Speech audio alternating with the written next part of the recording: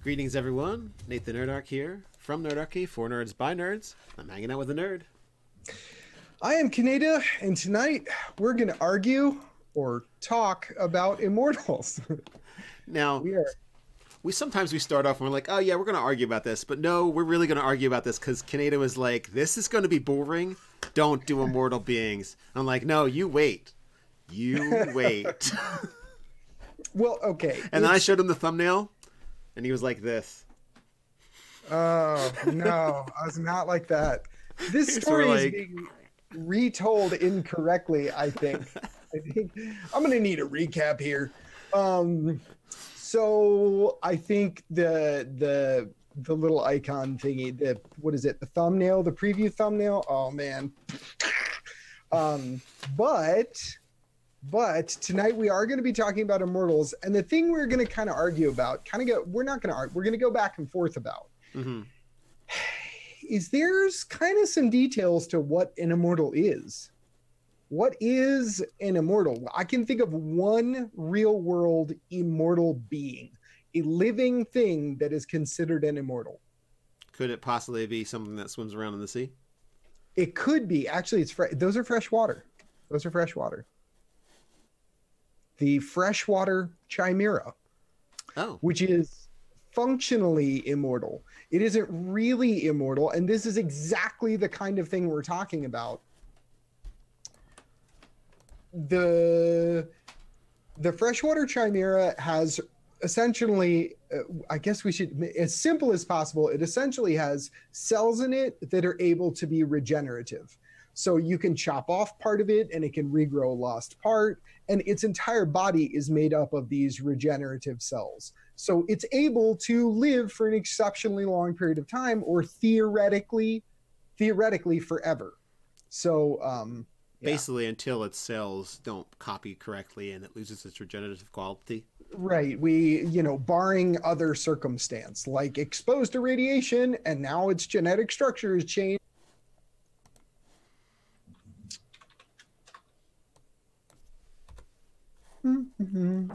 Drinking some tea. Gonna drink some tea. Gonna relax. Drink some tea. Everything's fine. Everything is just fine. Yeah, Jan dropped an RIP on us. Yeah. Not looking good. Okay, that's pretending like it's live. Yeah. I'm just getting buffering on YouTube though. Yeah. So every once in a while we have awesome stream days, and sometimes we just have terrible. So I think this might start off bad and finish nice. That's what I'm going to go for. It's Jersey internet. Welcome to internet New Jersey. I'm back up to 1700. So that was way better than when it hiccuped the first time. Yeah. Anyway, major thing is I wanted to explore immortal beings, not necessarily the regular traditional concept of like demigods or something like that, or demon lords, but creatures that may in some way, shape, or form last forever, or last almost forever in their current state or a similar state. So what about things that are made immortal? Like something that eats ambrosia. There you go. Like if a chicken was snacking on some ambrosia seeds, that could be a chicken snacking. We're going to make immortal chickens. But tonight. What if it's a chicken that is not a chicken? Just some poor creature meant to be abused, eaten forever. Anyone? I'm sure there's somebody in the chat knows that reference. A chicken that is not a chicken. It was, in fact, I believe, an immortal being. Okay, all right. So, functional. So we should try and at least classify this in some way. Yeah. So functionally immortal. Either it goes through transformations and stages, like larva to pupa to butterfly to again back into something else, and then like a jellyfish. If he decided to live in a corner of the universe and never get in any trouble. Yeah, Doctor Who would be functionally immortal. But he doesn't have any.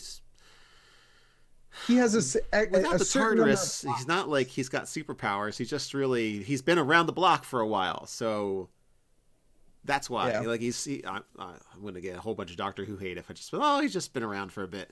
No, of course, he's like 800 plus years old. Yeah, so you have knowledge and all this kind of stuff that borders on superhuman. We just are simply not. because you're 800 years old. James Leslie said disco dragon. Really? That is the default that it puts in there. We are not Yeah. creating a disco dragon. World of Envil creator has a bit of humor to him, so he puts some interesting things in there. He's Yeah, a funny guy. we are not making a disco dragon. So for right now, we're just going to put that in, so it's not disco dragon. So I want to say anything that can go through a transformation and still kind of remain the same. Okay. Either mentally or physically. Like basically, like if it had a consciousness, it would continue on. So A lich. Yeah, a lich would count, but you know, that's kind of a thing. And we want to come up. We want to come up with. So is this would be like we're going to make up a monster version of a player path to immortality. Well, we could do that. Like, We could. you know what I mean? I was thinking we could also explore creatures that not just regenerate and live forever. I mean, like the chimera that you're talking about sounds really awesome. Some Dalton 500 says Disco Dragon does sound awesome. I agree, it does sound awesome. It's a good starting state of the create an MP monster for World Anvil, but. Okay. All right. So give me your game plan. You look like you have something ready. I'm mostly looking to argue immortality with you. So fire. What do you got? So there is this thing, and I think it's a Sword of Truth series, and I kind of like the idea because it had a creepiness to it. The chicken that was not a chicken. So it's a chicken, but it's only taking that guise or form, and it is more like an entity that possesses beings and lives through those beings and can then also jump to other creatures. Now, I don't think there's... I mean, a ghost can do possession, so I think I kind of want to start with a ghost. Because I believe in... if I am thinking correctly, in this edition, it does have access to possession. Okay, so we're going to do some kind of... Oh, there is... Right. Let me see if I can... With the stream delay, I have to just... I look like an idiot right now. I'm just going to hold up my hands. I'm trying to figure out which side... Yeah, one of the sides of my screen is chopping through the middle of World Anvil. Needs to be cropped more. Boop! The real world is invading! Anyway. So yeah. Nilbog? Is that what you were thinking of? An immortal that can die, but if he is not harmed, he can live forever. Limited regeneration. Yeah, Voltaire, we were kind of thinking of like exploring some of those ideas. The idea of like, okay, here's a something I like. Is Wolverine immortal? And they kind of answer the question in the comic books, right? They say, well, he's functionally immortal, but his regeneration is slowly getting worse. So it kind of leads you to the belief that at some point the dude's just not going to be able to keep up with the fact that your primary source of red blood cells is covered in metal. Well, basically, isn't with his whole thing is that it fades over time. Right. I think. Right. I mean, not that the Logan movie is canon for everything, but in the Logan movie, he kind of seemed like he was on his way out. But that's just my impression of him. The movies don't count. The movies are like cool stories about the real stories, and the real stories are the comics. I'll absolutely agree. I'll absolutely agree with that.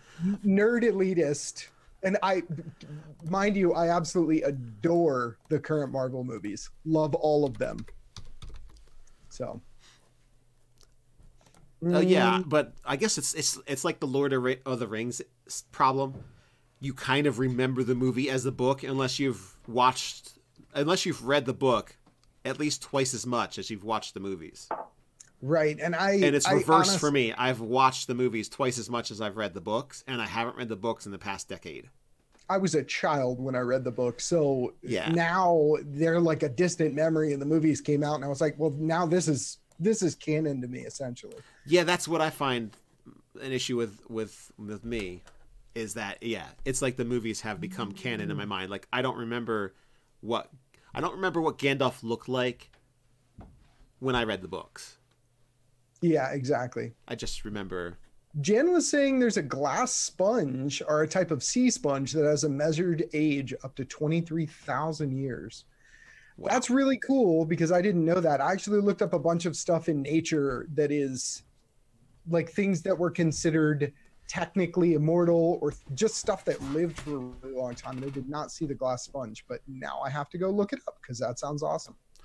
So, for this chicken that is not a chicken, I figure possession is like super key to its ability. So this thing is going to possess things, and this is so. Let me get the mental image of what we're talking about here. So, ghostly, ethereal, ephemeral, like floaty ghost thing that possesses people. Yeah, yeah. Wasn't there a movie like that? Without the blah blah blah part. Okay. Just this, the creep factor that you don't know where it is and what is possessing currently. Hey, Bards in the basement, what's up? And how's everybody in chat doing tonight? We're like slowly getting through the technical hurdles and all getting comfortable now. So, yeah, I feel like we're on a roll now. Oh, our Swanky has it absolutely perfect. Wasn't his regeneration burnout from the adamantite leaching into his system over the years?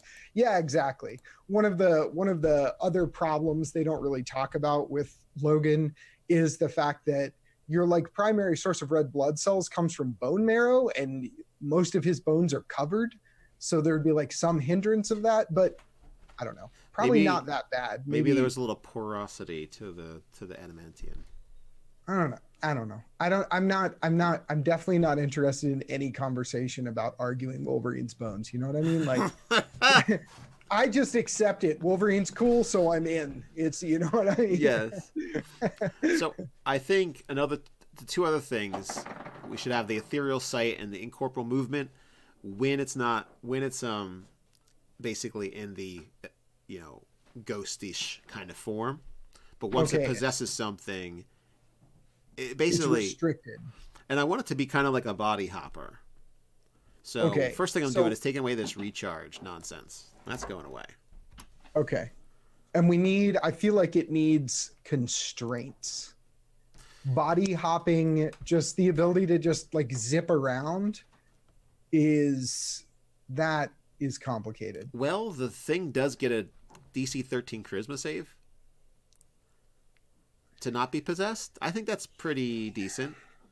If you can try and possess it and then you cannot possess it, and then you're stuck not being able to possess that thing, so you've got to go either to something else or and ideally this is the type of creature that if you wanted to destroy it, you'd have to know enough about it. And I think it would jealously guard information about what it actually is, because you have to know about it to kind of protect yourself and everything around within a certain radius from getting possessed. Okay. So what if... There's a reason it's still around. You know what I'm saying? Patrick Keller said, I don't think his bones are covered in adamantine. It's more like rails attached to the sides. When they talked about it originally, it was lacing. So it's supposed to be like swirled around it. Like we're talking about Wolverine. I know. Stop it. We're talking about Wolverine. Well, no. Okay. It's okay. It's totally fine. Whatever you'd like to do in chat, feel free to do it in chat. It's your place, pretty much. You're there. Swanky said he's on a 5-hour train trip. I am sorry you are on a 5-hour train trip. I hope this helps you. But thanks for hanging out. Yeah, exactly. I hope this is some entertainment for you at least. Entering the argument bone zone. The argument bone zone. Yeah, I know. I'm sorry, guys. I'm sorry. Okay. DC. Alexanteri. I think I said your name right. Alexanteri said, I think that DC 13 save compensates enough. Okay, cool. I mean, we could make it more powerful. There could be elders of this. Maybe this is like a weakling that can only possess chickens and foxes and stuff. Then it gives a kind of creep factor in the sense, this could be the malignant spirit that attaches itself to creatures. I feel my concern, I feel like if we're going to give it this kind of direction, I feel like we need to throw in some fluff constraints. Like, for instance, okay, a way you could know something about it, and that knowledge protects you from being possessed. Like a magic charm or something? No knowledge, just knowledge, because we can mechanically weave this in. So if we use like a really common constraint for demons and spirits and stuff like that, let's like walk the path of trite, silly stuff. True names. Everybody uses true names, right? So if we use true names, we say, if you know this thing's true name, it can't possess you. And if you tell other people the true name, it can't possess them, right? So it'd be the kind of thing where maybe if I've been possessed by it and it leaves me, I will know its true name afterwards. I can't do anything while I'm possessed, but I can know everything it knows while it's in me. So it would probably want to kill everyone it possessed. Is any of this sticking? Does any of this sound good? I'm throwing spaghetti at the wall right now. Anything. That is the second time I've heard that phrase this week. Huh. It's a good phrase. It is, but I rarely hear it ever. And now it's like doubled up. It's like synchronicity is high for that phrase this week for me. So I'm going to say true name. That sounds pretty good, but it is kind of overused. What do you say instead if you're actually aware that whatever the thing is not really a thing, not a suspicion, but like almost like you see past an illusion. Like if you focus on a creature for a round, you look at it and you go, that's not a fox, that's not a pig, that's not just a store clerk, that's just not a regular NPC. Something's going on with them. And you kind of see some kind of, I don't know, like glint in the eye that puts you on guard. And that can help you not be affected. But it isn't as sacrosanct as the idea of learning a thing's true name and having power over it. Well, I'm just kind of thinking, what if this is the kind of like, because there's easy mechanics we can introduce here to make this easy to deal with, right? So, because we're going to have to define some things so that the GM has parameters to play with, right? This kind of like, this creature's a tool, here's how to use the tool. You know what I mean? So what if we went the direction of once you've made a saving throw successfully against it, you are A, aware of its existence, and B, unpossessable beyond that. By that one. Right. In order to make a saving throw of the against this thing, you have to be aware of it. And normally you wouldn't be aware of it. Maybe it pushes you emotionally to do things you would never do. Maybe it makes you extra angry, and so you lash out violently, or like it turns off the don't do that in public part of your brain. Inhibitions. Yeah. And so you walk around picking your nose. No, so you would do things that you wouldn't normally do, and you're not aware of it. You think everything's normal, and until someone makes you aware of it, you don't get the ability to resist it. But as soon as you're aware, you can make a saving throw every single round to try and get it out of you. And at that point, honestly, the creature would probably hop to someone else. Why bother taking control when there's like 50 people down the street that have no idea what's going on? Yeah. You know? Okay. That sounds legit. Raven said, does the immortal age, will he end up an immortal skeleton? Actually, they kind of already answered that for one version of immortality. Liches eventually turn to dust. And that's how you end up with like is it the demi-lich where it's just like a head with a pile of dust? What is that? For one reason or another, when a lich no longer sacrifices people to its phylactery, that's when, or like gains some kind of higher understanding. And in either case, it stops sacrificing people, and it becomes like it ascends the planes, excuse me, and goes on to wherever. There's also a call from several people in chat. Malatok said possibly making it only affect beasts in Twitch chat. But there's other stuff that people are throwing out as well that are the old school, like like kind of draws from real world, like throwing salt on the ground. In some religions or beliefs, clapping your hands chases away evil spirits. Usually that's accompanied by a prayer, but still, clapping your hands chases away an evil spirit. You could do all kinds of stuff like that. It could even be like specific word drawn on a piece of paper. If it touches you, the spirit's expelled. You know what I mean? Mm.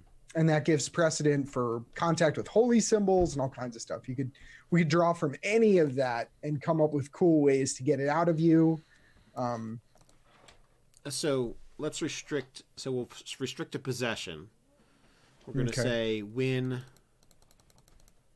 Let's see. Let's say the target is immune to the possession. Pretty much forever from this particular one.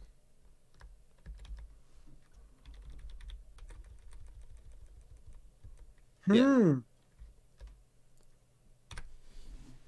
Jan, you have an excellent imagination, as do most of you. If we could write, one of these days we're going to just log on and show up, and we're going to be like, we're going to write a book today. Go! And chat's just going to ooze ideas, and we're going to be like, okay, done. 200-page monster manual. Thanks, guys. That sounds actually like a lot of fun. All right. So possession is going to end if they fail. If they succeed at the saving throw, they're basically immune to it from then on. Not for 24 hours, they're just immune. Just immune. That makes sense. Part of it. But that's the counterbalance, the fact that it does not recharge. It just can possess and possess and possess creatures. And just hop, right? Yeah. Are you aware of the fact, because we have rules that we actually just discussed about charm, are you aware of the fact that you were possessed if this hops into you and decides to hop to someone else? Because that's going to be an important piece of role play material for the GM. I think if there was like a little bit of confusion on what happened, because I mean, would you really know? I guess if it's in your mind talking to you kind of thing, and you're just that's doing for some reason everything it says sounds like a great idea, so you just do it. Right. And then afterwards, you'd be kind of confused, like, why did I listen to that thing with that voice in my head? Why did I listen to it? Yeah, I mean, absolutely. It's all about context. It's essentially like RP notes for the GM. Like, when would I want to use this? How would I want to use this, etc. John Gleeman said, this is a session where I prefer to see what everybody else comes up with. Yeah, it's an interesting concept. Yeah, make sure that it's not possessing a singular kind of creature, because then the players will go on a purge like they did my village. I had a village where something similar to this was taking place, and the players just purged the village. They couldn't have just locked them all up. Yeah. They had to take the easy route out. Light it all on fire. So, for the strength and the dex and con, it's pretty much like as host, but I don't have a way to do that. So for right now, I'm just going to do 10, 10, 10. Okay, yeah.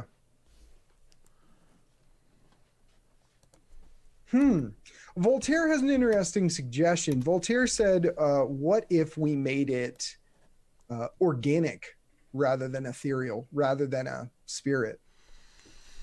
I mean, that opens the door to a whole new number of disgusting possibilities, but yeah, like, is it a bacteria? Is it well, it could just be a cloud of, So, okay, organic in the sense that it is like a biological creature, or organic in the sense of it is physical? So if it's just like a misty cloud that goes into you, actually, I really like that. That sounds pretty cool. Alexandre said it could be a confusion thing, but probably if I were a chicken, I would want my victim to forget that I existed. Exactly. The last thing it tells you is forget everything about this and leaves. So you could just have people that just like, boom, it maybe it's hopping through people in a marketplace, and just these people just stop what they're doing because it was only in them for a brief moment. They just stop what they're doing and look confused for a second, like, what just happened? So instead of incorporeal movement, are we going to say it's gaseous? Rayclaw Icefire wants a jelly or a pudding. Nicorian said fungal spores could be interesting. I have to restrain myself from making everything fungal spores or mushrooms. Yeah. James Leslie, I don't want to hear anything out of you. Is that what Nerdator Doug said, like that movie, The Fallen? I can't remember the name of the movie because honestly, it was like the movie that had this kind of possession. It was boring. I think a D&D session where this is taking place would be much more riveting than that movie. Just the players' reactions and stuff is far more interesting to watch than, you know. I didn't even finish typing it. All right, so we're going to get rid of corporal movement, and we'll say, is it like some kind of possessing cloud? Yeah, Doug, that's the one I'm thinking of. The one with Denzel Washington. Okay, so restrictions, speaking of that movie, Doug, good point. Speaking of that, is it limited to what it can possess? Can it only possess sentient creatures? Can it hop into a squirrel and start acting nutty? Okay. This squirrel is acting a little too squirrely. Oh, Doctor Who, the silence. The instant you look away, you forget about the time span between first seeing it and looking away. Yeah, there are these creatures. Yeah. You remember them? And so I didn't see that episode. I heard about it because it was so impactful to the people that watched it. I was like, wow, dude, that does sound pretty creepy. If anybody wants to watch some awesome show, go sit down and just start binge watching Doctor Who. It is amazing. Just so many episodes. It's oh man, it's so good. Yeah. All right, so I want to take the cloud and mist stuff. Arden Helma wants us to go full Stargate with this. A snake that burrows into you, wraps around your spine, and takes over your brain. That would be like the literal Guaul from Stargate SG-1 and Stargate Atlantis and all the other Stargate shows that came from it. There was one Stargate show that I did not like. I'm trying to remember which one it was. They were like stuck on a ship in deep space. Universe? Hated it. I wasn't at Stargate Universe. I actually liked that. I liked the character development that was happening. That was literally what killed it for me. I was like, could we please have some fun, cool stuff happening? These conversations are just ruining my night. So I want explosions, please. Explosions. Yeah. Seriously? I wanted something interesting to happen in Star Trek Next Gen, in the original Star Trek, and all these shows. You have like things develop. Babylon 5, you have things developing every single episode. You're like, what's going to happen? In that one, you were like, they're going to talk to each other. I called it. They talked to each other. There was explosions too. Stuff happened. Yeah. It was an interesting premise. Yeah. I really liked that show, and I was sad when it didn't continue. Oh, I was like, yay. I really liked Stargate SG-1. I could have literally watched MacGyver be a Stargate character for the rest of my life.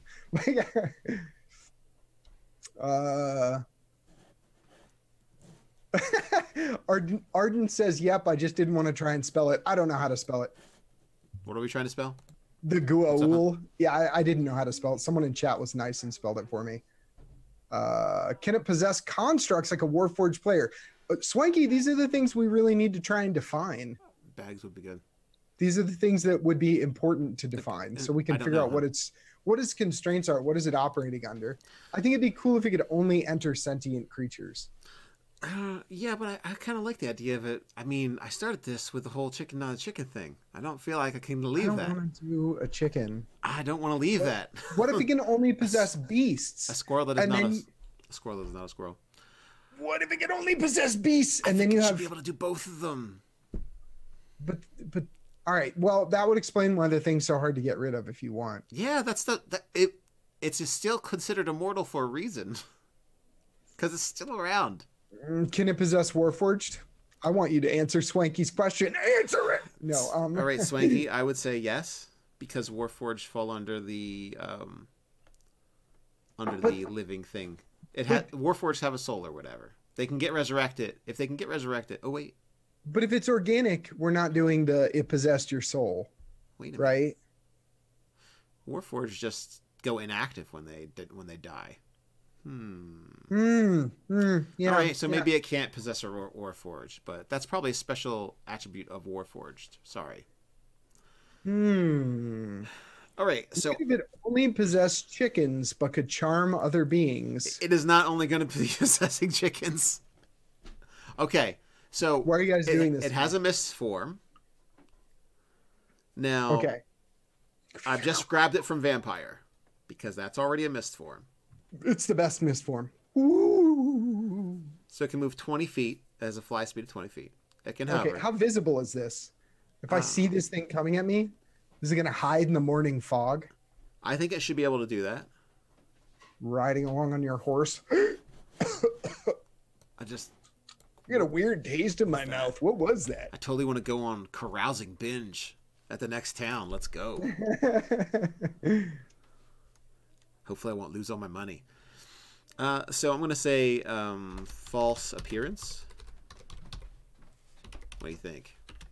False appearance? Yeah, the idea that it is indistinguishable from fog or smoke? Both. Both? Yeah. Oh my gosh. Fog and smoke look completely different. It's both. All right. It's both, apparently. Has the ability to turn brown. It has the ability to win. It has the ability to win. All right. From mist or smoke. I think that's. It's hard to tell. Okay, if you saw smoke rolling along the ground because it happened to be colder, then there can be cold smoke. It was colder than the air around it. Would you say, "Well, that's definitely smoke and not mist"? No, you couldn't. You couldn't. Trust me, I live in Montana. The rest of the country freaks out when they have fires. This year, we had a fire where the smoke was so bad that you literally could not see 15 feet in front of you. And that's the crazy thing is it's not an exaggeration. You guys should look up Missoula, Montana. Yeah. Like a 150,000 acre fire. I promise you can tell the difference. Okay. Not that special case real world knowledge needs to be applied to a D&D monster. This is correct. Since we're talking about it, it's a mist form thing that possesses people. We don't need to get too ridiculous here. Mist, steam, and mist. Mist, steam, and smoke. Yeah, you could just do all of them. Yeah, let's do all of them. Voltaire had a cool question, and I like where he's going with this. I like what you get in your little brain there, Sue. Can it live without a host? And for how long? I think it would have to... Maybe it cannot live like... Oh, let's give it some parameters. Perhaps it can't live if it goes like 24 days without a host, or if it's in the sunlight, it starts taking nasty amounts of damage if it's not in a host. What do you think? I'm sorry, I'm laughing at Twitch chat. Dalton's like... Because I was talking about like you suck it into your mouth and get a weird taste, and he'd be like, "A weird taste, you say? Like chicken?" Dun, dun, dun. Yeah. Anyway, this tastes like chicken. It's the weirdest thing. I swear, I taste my mama's fried chicken. That I can't get it out of my mouth. Okay. All right. So, the plan is. What if it essentially is like dormant? Like you literally have to walk into it. Like it has like some kind of stationary miasma or something like that. Right. It has 24 hours, and if it doesn't find anybody in 24 hours, you just have mist just sitting there doing nothing. And people wouldn't know what to do with it. I mean, how many of you think if players saw a wispy, smoky thing just in the middle of the woods next to a tree, just floating there, just like a pillar of mist floating there, and it didn't move or do anything, how many of you think someone would walk up and try and pass their hand through it? I know of at least one player that would do that. Yeah, there's got to be at least one per group that'll do that. Exactly. Exactly. Well, then if you pass the save, it's like dead. So that kills it too quick. It's got to be able to move. It loses a lot of creep factor if it can't go hunt things. Well, it would try and hunt people. Yeah, but if it's stuck sitting there just looking like tasty, peculiar mist that someone needs to come up and sniff, you know, like, We I mean, I please couldn't inhale. resist, Just but a little sign underneath it. Please inhale, parasitic organism looking for home. yeah, just one is necessary. Only one is necessary. Yeah, and Voltaire said every one of my players would touch it or lick it. Slats said I would touch it, maybe even poke it with a stick. If someone, Alexandri said, if someone in my game saw a nice mist, they would breathe it like a vapor or something. I'm telling you.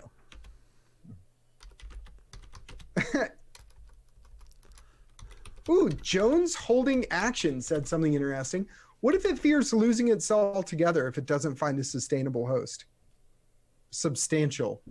A substantial host? Suitable host. I read that word and just made it up 3 times in a row there. Suitable host. That's what he typed. Originally, that's why I thought it would just like hop into different critters like a squirrel or a bird or something. And then it would need something. It needs something like a permanent. It's like a hermit crab. It's like looking for a permanent home kind of thing. Yeah. Or a home that's going to suit it now. So maybe it starts, maybe it's like a lesser one would start in creatures. And then eventually it would get too substantial to be contained within a creature's dome. So instead it's going to move on and try and go someplace else. Jan has a really interesting point that kind of speaks to something we need to define. It would have to detect heat itself. It's not physical to feel motion, no ears, no eyes, no nose. Unless you pass through the mist, it has no idea you're there. And who's to say it even notices things passing through it? Like, are we defaulting to tremor sense with this? How is this thing sensing Tremor stuff? sense is just like the easy one to do. The catch-all. Does anyone have any better suggestions than tremor sense? How about this? It I feel like has we dark fall vision back up to 120 feet. No, God. No. Everything Listen. has dark vision. Beyond that, it is blind.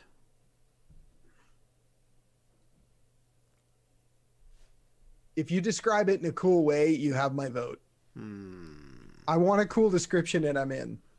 No cool description, no dark vision. Everything has dark vision.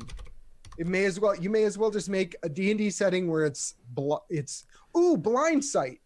Rayclaw Icefire said blind sight. There we that's go. Already just like that. And by the way, Dragonborn in 5th edition don't have dark vision. I'm actually, that's for my love hate D&D Friday. Yeah. I'm still salty about that. It's 3 years now. It was. I had a lot of fun doing it. And it's really fun because I think you and I can both agree that we absolutely adore 5th edition. Yeah.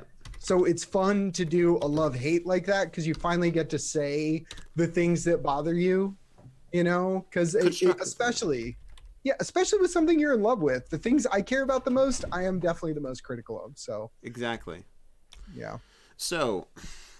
Oh, and Malatox also said blind sight. Go ahead. All right. So blind sight. Blind sight it is. Whoa. Thank you. That's Peanut. She just wanted to be heard. Her opinion is also blind sight. All right. We had kind of a cool suggestion.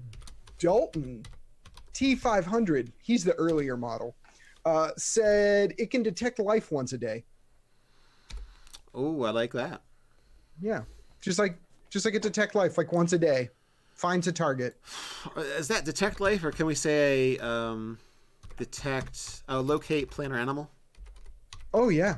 Okay. Except just animal. Well, it's the spell, but it really doesn't give a dang about plants. Yeah. Unless that's like the babies. The little baby things. No, they're not plant. Why does everything have to be an evil plant? No. It can possess maybe like the almost not sentient ones would possess plants, and then like I'm thinking it has like a hierarchy of. Or so like you are saying it can possess a tree? I'm saying it has an age category, and once it grows beyond the age category it currently is in, it has to move on to higher and higher order beings. I'm going to go ahead and predict the future. Players find out it lives in trees. Forest burned to the ground. There we go. That's my prediction. Well, it might be an entire woods that has these things that eventually grow old enough that they possess squirrels and different animals, and then eventually possess higher order creatures like monkeys and people. Just some druid. Guys, why? Burnt down trees everywhere. What are you doing? You know, there's another solution for this. You could have just asked me its name, and everything would have been fine.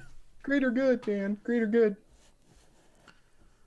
Oh, all my players run away from the mist because I'm running Tomb of Annihilation. Absolutely. Or if this were in Ravenloft, the night is foggy. I stay inside. I'm not going outside. I kill it with fire. I light torches and set them every 2 feet around my room and huddle in the middle in fear. Yeah. An unnatural mist creeps in. All right. Is your tormented, trapped tree spirit a young version of this? Slats here. Good man. Good man. Oh, that wasn't James Leslie? No, that wasn't James Leslie. Believe it or not. Unbelievable. I feel like it should have a whole bunch of resistances. Jan said Pando, I don't know if I'm saying it right, Jan, is an 80,000-year-old tree root system, and even if you burn it down, it still sprouts back up. Interesting idea. That was pretty cool. Because it's just a giant, massive roots. Okay, so we have to find a way to close this thing up. Let's be done with this one. Yeah, and this thing can possess a dragon. A dragon's going to make the saving throw. What's the saving throw? DC 13. Yeah, the dragon's going to make the saving throw. It probably would avoid going after things like dragons. And so I would say also that we could have, this is the split for age category. So. Okay. We can do that. And we can say.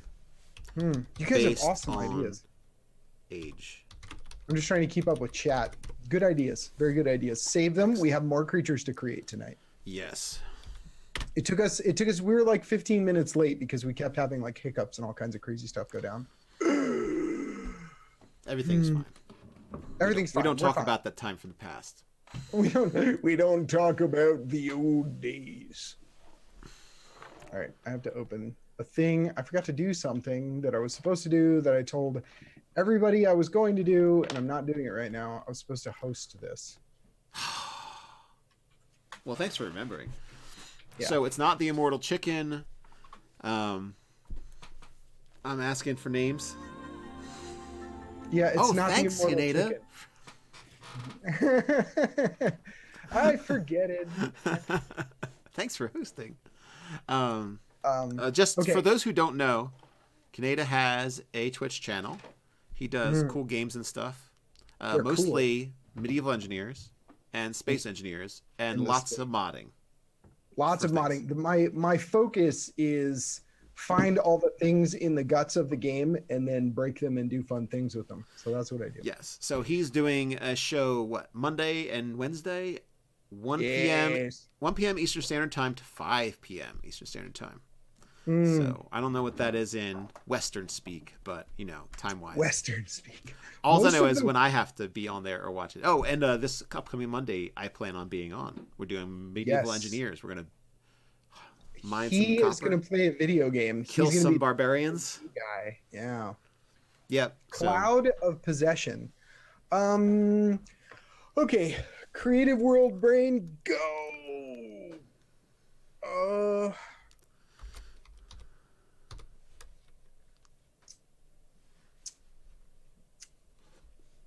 Now all I can think of is Cloud of Possession. Thank you, Dalton, for ruining my ability to think. No, just kidding. There, Enthralling Mist. Done. Challenge rating 1,000. Probably like 3. I'm telling you, we need to stat out something with a ridiculous challenge rating at some point, but we don't need to do that right now. Alignment. Not good. Is there any... Oh, yeah. Any non-good. What about, I want to say, descriptive mist, like hungry mist. You know what I mean? Sentient hungry mist. Is that like the new Axe brand?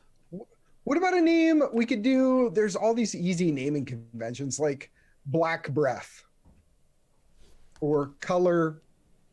You know what I mean? Yeah, well, it kind of possesses you and takes you over and gets you to do things you want to. So I guess it wouldn't be enthralling. That's enthralling like, to enthrall someone. There we go. A sentient, hungry mist. Man, what a good description. Professionals. We're professionals, folks. How about my new name for it? Back away. What did you call it? Enthralling mist? No, I changed it. Okay, did you? Okay, I'm still You'll on love delay. You'll love the new name. You'll love them one. Felicitimo. Yeah, Obsession. So we're gonna save this and it's like a cologne commercial. And move now. on. Obsession. Obsession. Thank you, Dark Heart. Okay, Mist of Clucknition. Clucknition. Halitosis of Doom. Engage the chicken overdrive. He's possessed. Just smell his breath. My God. Yeah, so 100 proof alcohol mist is what it's going to stay for right now, and we'll figure out. Really? Yeah, lowers your inhibitions, really? Man. You're killing me right now. You're killing. You didn't like my meme on the thumbnail, and now you're criticizing my very descriptive monster. He doesn't name. take any of this seriously. I'm very serious. My feelings. I'm very serious. I seriously want to move on to another monster, and not a disco dragon. I want a name. Possession mist. Something. Anything. Not 100 proof ridiculous. All right. What does it eat for food? Does it eat memories or maybe experiences of those it possesses? Yeah, see, there's so much fluff. Yeah, there is so much fluff to do on that one still.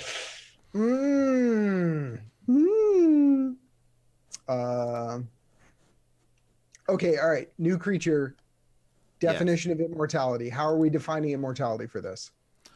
Well, wait, we're making a new creature. Okay. Right? Yes. Chat any suggestions, because that's kind of like the Monster Mash thing to do.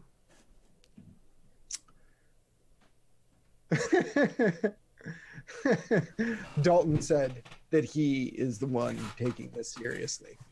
No, he's the one who's not taking it seriously. He's trying to take the least serious person award. Puppet Mist. Oh, Patrick Keller asks, Nate, are you going to make any of these documents public? Yes, I think they're technically public as they are, but what I need to do is what I forgot to do this week. I'm sorry for the people who I said I was going to. I need to take these, finalize them, slap them all together, and say, associate it with what video is what it's supposed to go to, and include all those. And I need to do that for this one and the one previously. And I also have to go back. But I've been focused on a project that's taken up a lot of my time right now. Had one job. Hey, we're going to do something. It might rhyme with Ickstart. All right. So there's some work I've been doing that I've been neglecting the things I just promised last week to do. So. Maybe a living tree that has deep connections with the Feywild and is really hard to damage. How about a sentient hive-minded disease? An immortal construct, some form of machine. I like the idea of a machine, like Golden Army style. I like that a lot. Cranium rats absorbing lost souls. Regenerative creature where in every regeneration it becomes resistant to the previous way it was killed. Cool! I like that. A take on a Hydra. I'm into that. We should do that. If you kill it, it becomes stronger. I will become stronger than you can. Wow. What were you saying? Rayclaw just wants more jellies and slimes. Check it down a notch, sir. Okay, that's I like the giant connected at the roots forest idea. Jan's idea. Jan, that was a good idea. So instead of trees, could it be tentacles? And it be like an underground sentient root system that comes out and you're gonna make a plant. Eats things? Well, I think the point. Okay, here we go. A construct that either hunts down living things or makes them into undying thralls with the desire to upkeep this construct. Dark Heart said what you're talking about is a fungus. What, the tentacled thing? Rayclaw, I'm just kidding. You can talk. Please talk. Talk a bunch. I like it when people talk. I think I like the construct. You like the construct? But that's really like a classic immortal creature, is like something that doesn't age. What if we combine the two theories or the two concepts? What? It's like a trans undeadist? It's a forest of trees. Okay. Okay. But the trees are all connected to each other and it's sentient. Okay. And the forest can't really do anything for itself because it's a forest. So it tries to enslave sentient creatures so that they will like walk around and, you know, do things for the trees until they're so exhausted, like they haven't eaten or drunk water in a few days. So they just like lay down at the base of the tree and die and become fertilizer. I like that. Dark. Yes. Now how? Okay. And we could like name it like it were a location, but it's a creature, like the Lost Woods or the Wandering Woods or the Endless Forest or something like that. And then, you know what I mean? Yeah. Well, let's go with that for right now. Endless Forest, and we'll start with that and see where it goes. Okay. Okay. So like you wander into the woods. I guess mechanically there are some different things. We're going to want players to, especially a ranger or a druid, if they walked into this area, I would like them to have a way to know something's up. You know what I mean? Well, when they start going and getting fertilizer for this thing, and you want them to say, "Hey, this is kind of strange." You know what? Maybe the tree doesn't like other things to use any of its resources because it sees it as competition. So, because normally a plant can't go and rip out other plants by the roots, but this forest would have like no undergrowth. Yeah, they're right, because instead of competing for light. Well, I was thinking, what if it's a forest with trees in it? Like you walk into a forest and it's a hardwood forest, and everywhere you look, there's no life. Literally none. There's no wild animals. The wild animals were used up and they laid down and died at the roots of the trees. So there'd be just this forest of trees with a completely barren ground. We can say these leaves never change. These are like an oak tree. Leaves never fall off these trees, right? So it's like an oak tree. Leaves never fall off the trees. There's no leaves on the ground. Basically desolate ground. And then skeletons at the bases of all the trees where all the wild animals would come and die so that they could be fertilizer for the trees. I like it. Undying Grove is an awesome name. I like that name. Slowly take control of a person's mind that is enslaved until it passes and becomes a new tree. Yeah, we have to decide how it stopped telling Nate to make things psionic, Raven. Raven, I don't what are need you any help. doing? I don't need help with that. Yeah, and Darkheart comes up with a really cool idea. In the old school Gamma world, they had trees that were migratory. The trees would uproot and go for a very slow walk and then reroot in different locations based on, you know, better weather or there's more sun over there or whatever. What if these could somehow do that? Some form of mobility for them, but very slow. Like people would notice that the trees have moved. Maybe it's moving. Trees. Creeping, something like that, yeah. I like that idea. I don't know if I like it for this one because I like the notion that they control other people to do their bidding. Okay, cool. Because they can't move. Otherwise, they would just move to another location and kind of like extremely slow locust plague of this rolling forest. Okay, all right. So we're saying the trees stay put. If you wander into the forest, you're probably going to get sucked in.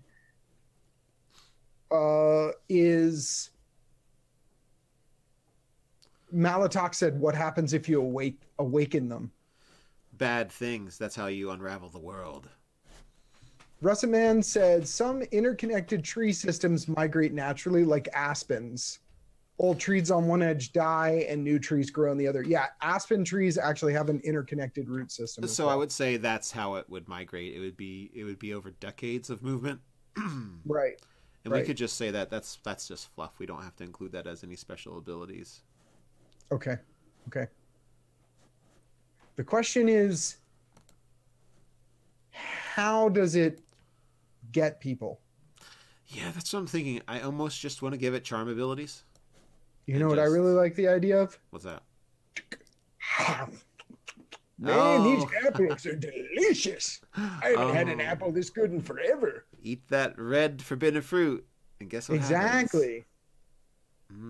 Some kind of fruit. Maybe it just has nuts on it. Like, I don't know.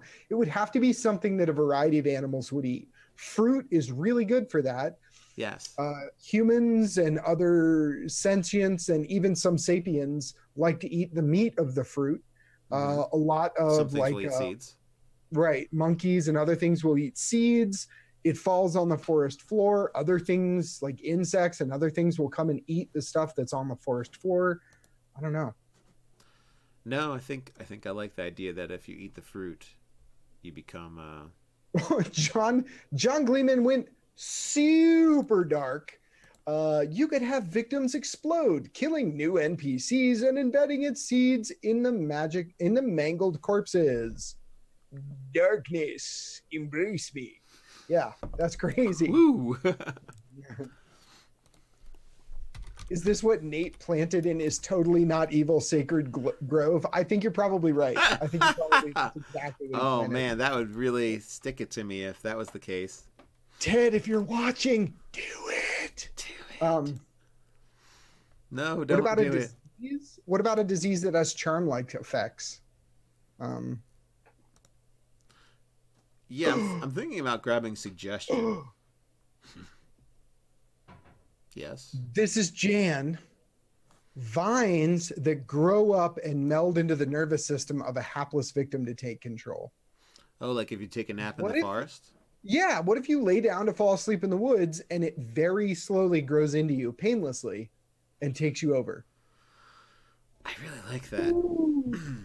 I find it incredibly unnerving, but it's cool for a D&D monster. Could we say that you could eat fruit of it and that would work as well? Yeah, the fruit. I like the fruit a lot. Okay, cool. As long as it looks like the fruit that's in your sacred grove, that's perfect. It could look like kumquats, sure. It's bananas, just bananas. I'm bananas for these bananas. Any PC would eat it. I agree, Voltaire. Anybody would eat a magical fruit. People are like, man, I've never seen a fruit like this before, and it's snowing outside. Let's eat them. And we would definitely want it to have like uncharacteristic vibrance, so it'd be easier to spot. You know what I mean? Well, ideally, the creature, the forest, would try and have fruit that's the most, what's that called? Basically, looks tasty. What if the fruit makes you sleepy? I thought you froze for a second. No, I was waiting. The fruit has a whole bunch of sleepy hormones in it, and you're just like, I'd like to take a nap right underneath this tree. Exactly, and then the roots can get you. Double combo. Arden Helma, good idea. That was Arden Helma's idea. Yes, okay, that's a nice combination, because if they eat the fruit, they'll get sleepy and fall down and get infected. Taken over. And if they just say, well, this is a big piece of woods, we've crossed through it because it's just the easiest path, and let's take a nap and camp here. The local lore about this forest would be crazy, because you could have a group of these trees in a completely normal forest, and people would be like, don't leave the road in that part of the forest. It's terrifying. Travelers who camp in the woods here never return. And the players would be like, you're an idiot. Yeah, whatever, Grandpa, huh? And they're like, we should do stuff for these trees. Yeah, I walked directly off the road, build a campfire, and camp in the woods, because I don't care what he said. I'm going to break some stuff off this, eat this fruit, and use this wood for kindling. They were never heard of from again. Okay, we have Malatox gave a vote +1 for making people sleepy, and Voltaire made fun of me. You're mean, and said Kienata like Snow White.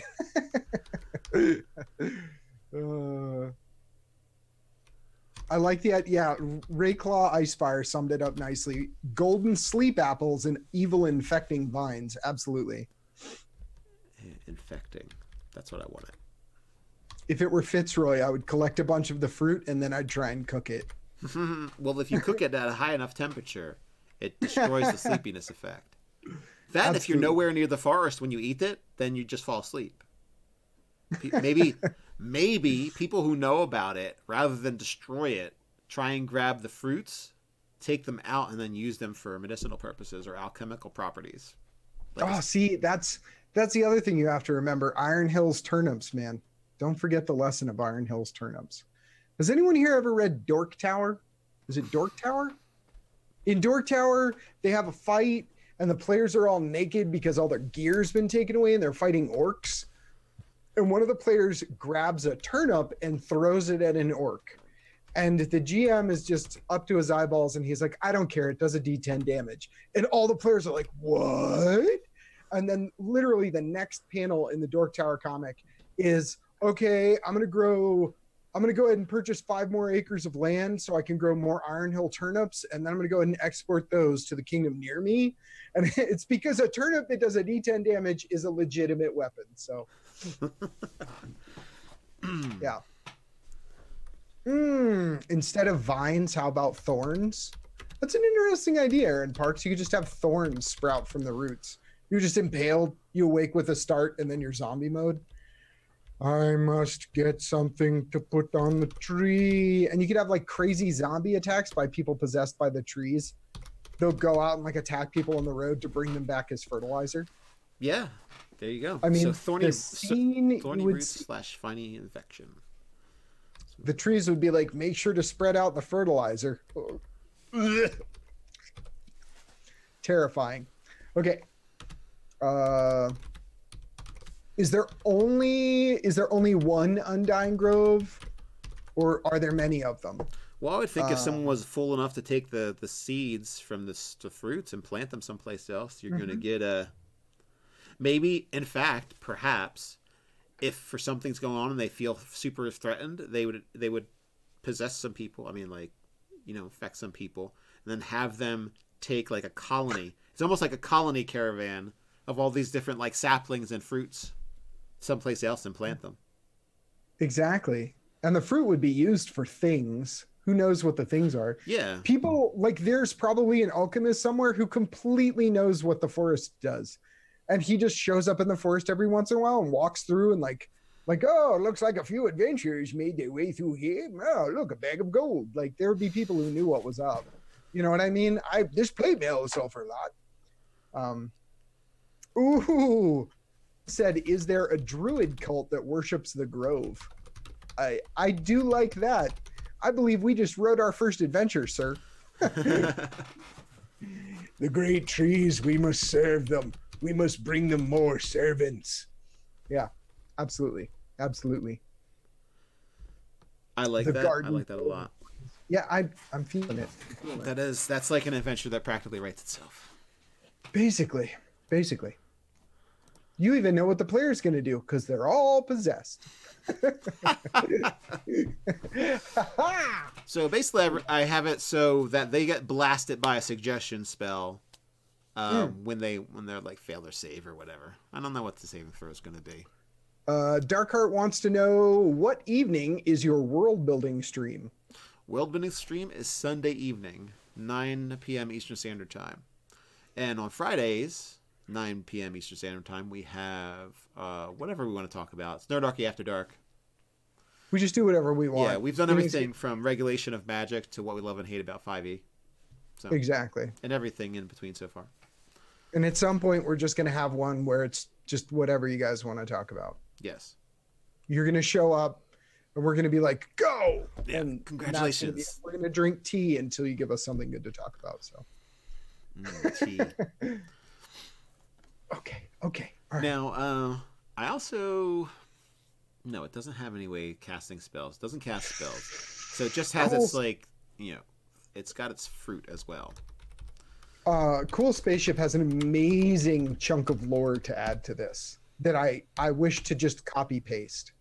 Okay. Properly prepared fruit, or fruit pies in this situation, could prevent mind control from other sources for a given time. I love that idea. So if you take it as like the starting base for a concoction. Right. I'll put that in the sleepy time fruit. Okay. Yeah. So. I think that's absolutely brilliant. Arden wants to know if we're going to do magic regulations tomorrow. Tomorrow is the 23rd of the month. Oh, that's right. Thank you for remembering. You're like probably thinking like, hey, I'm not going to be here.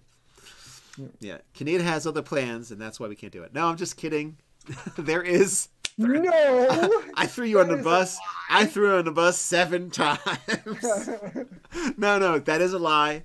Ted is playing an RPG Crate game. It's their monthly game where he plays with some fans. And that is happening once a month. And it happens to be this Friday that it's happening. So on those days when that happens, we do not have Nerdarch After Dark. And I'm actually really sad because I'm looking forward to it. Yeah. I guess I'll just hang out with my wife, which she'll be happy about. It's a surprise. She doesn't know. So it'll be super, super surprise, hopefully. And tomorrow, 1:30 Eastern Standard Time, we are streaming a game with Puffin Forest. Doug, Doug, is the DM. Megan R. Miller, the author. And Anthony Amato hopefully will be there. Kienata will also be there, and I will also be there. Did I forget anybody? We got ourselves this time. That's pretty good. Okay. We're getting good at this. Feel accomplished. Yeah, okay, I included everybody. Excellent. So that is happening tomorrow at 1:30 Eastern Standard Time. And that will be wherever you're viewing this. We have to go already? No, we don't have to go. We're going to go for like another 45-ish 50 minutes, basically. We're not going to be done. We got like another hour. We're going to make more stuff up.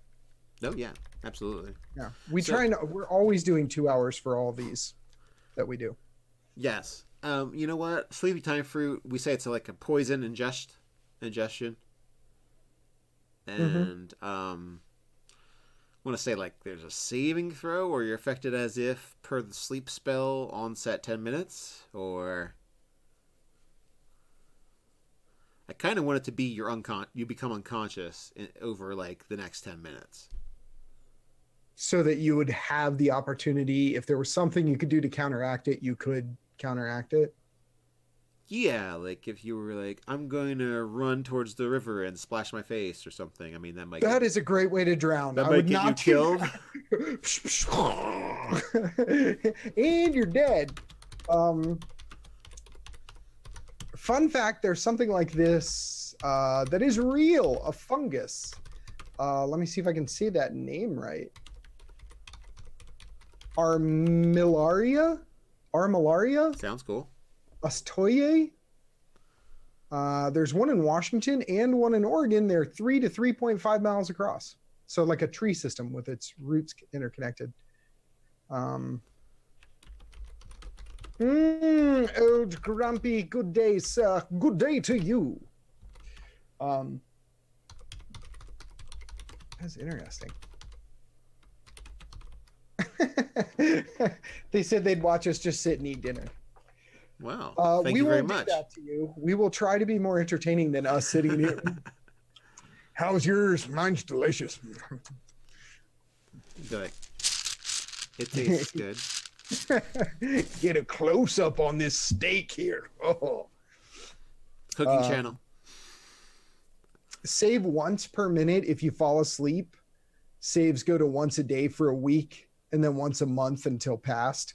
Well, I think you're dead after 3 days. This is the whole you don't eat or drink water when you're possessed. So you burn out and die really, really quickly. I would maybe make the saves easier to pass when things start to get more desperate. Yeah, let's say you get one saving throw for this, and you're going to just fall asleep unless you take some kind of crazy precautions. Right. Or you could just run out of the forest if you recognize, like, I'm getting sleepy. Why would that happen? And you remember some arcana or nature lore that you just picked up somewhere, and you're like, oh wait, I've heard about this before. We need to get out of this forest right now. Yeah, this is bad. I will run. Yeah, let's run. Greeting, Uncle Peter. So you eventually fall into a slumber. What else would you say about that? Then thorny vines happen. So the sleep's not gonna. It's just gonna have one save. I just don't have. I'm just gonna say save. Save. I almost said save versus poison. That's not gonna show my age or anything. Voltaire said intergalactic Colonel Sanders and his 11 herbs and spices of doom. I got a lot of Colonel Sanders references on Fitzroy. Yes, and I think it's funny. So. And I did not encourage that at all after I saw it the first time. No, I'm glad you think it's funny. So, alchemical stuff can be made out of this. Yes. Ooh, 3,000-year-old Huon pine grove in Tasmania. Interesting.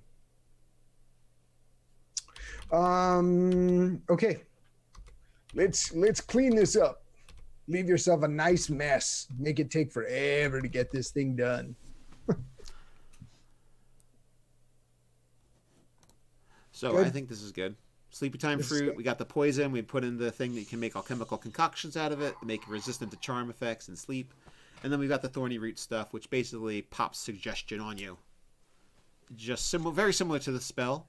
So you'll have pretty much a save over a certain amount of time. But it lasts. Let's say it'll last a week. So for some reason you're allowed to live more than a week. For some, like, I don't know. You'd have to have water. Let's say you're a creature that requires 1/10 the amount of water, or doesn't drink, or whatever, or you absorb water through the air. I don't know.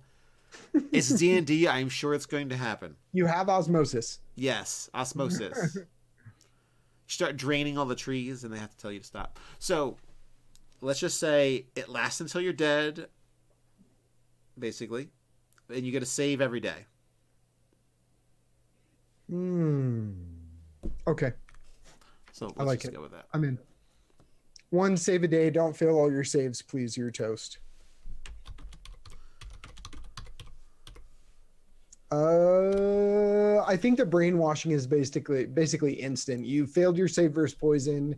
You laid on the ground. That's it. Now you're down to your once a day saves because the evil tree vine plant of golden apple doom has got its claws in you. It's gonna stick or grow into you, and then you're gonna be one of us. So. Ooh, okay. Aaron Parks had a really cool idea. Can one of these groves be grown from a single seed? If so, they can just put a seed into the party to be discarded elsewhere and create a second one of these. Yes. The party then has some, quote, splaining to do. Yeah, splaining to do. So that's another thing. I want to say when we're considering this, what are we kind of looking at as how sentient, how smart these things are? I would say very, very, very low level. So these are like animalistic, a little above animals? Slightly above animals. Okay, so we're saying like Displacer Beast smart. Displacer Beast smart, absolutely. Okay. Displacer Beasts are pretty smart, just so you know. Just so you're aware. Yeah. If you ever have a conversation with a Displacer Beast, don't talk down to him. They're smarter than the smartest dog. Don't be rude. Don't be rude, because it'll stab you with its tentacle spines, and you won't actually know where that's coming from. Okay, all right, so. And are we going with Undying Grove right now? I like Undying Grove. The Grove of Death. I just like I don't know. I kind of like storybook names in my head. You know what I mean? Grove of the Lost, that kind of thing. Yeah. It's fine either way. There you go. Undying Grove.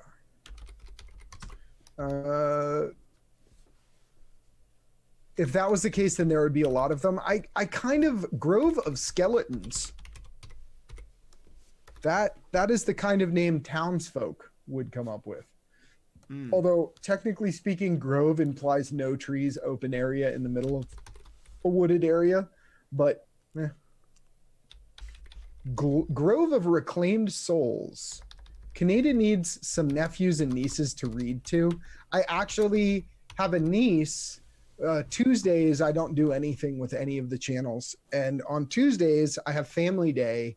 And on that day, I have my niece over and I help her with her reading. That is literally what I do on Tuesdays. You spying on me, cool spaceship? Stop looking in my windows. No, but yeah. So on Tuesdays, that's what I do. We read Mouse Guard together. That was really cool. Oh, nice. She's not super into it. Wasn't that interesting? No. And then she came over with this like crazy book about this like dog police officer that's kind of built like a graphic novel. I don't know. We read that together. So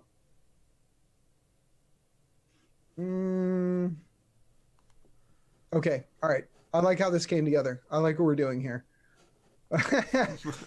Uncle Kienata. I am technically an uncle. Yes, yes, yes.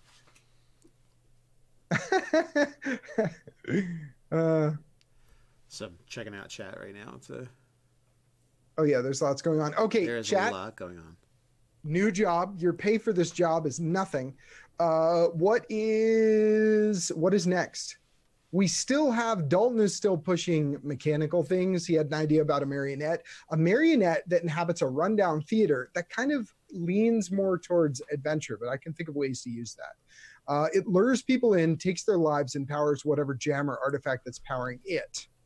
So can we make this a little more broad-reaching and just say like some kind of immortal puppet thing or a doll? So how about we start with Stone Whites, not quite immortal, but a couple of million years old. I like this. An amalgam absorbs other creatures. That is gross, but I've always kind of like that. Like an amoebic kind of the gelatinous cube thing. A soul-sucking puppet. Immortal warrior. An immortal armor, like a Warforged Ronin. That literally could be its name, Aiden. A fleshy mass of many abilities. That's wall of faces.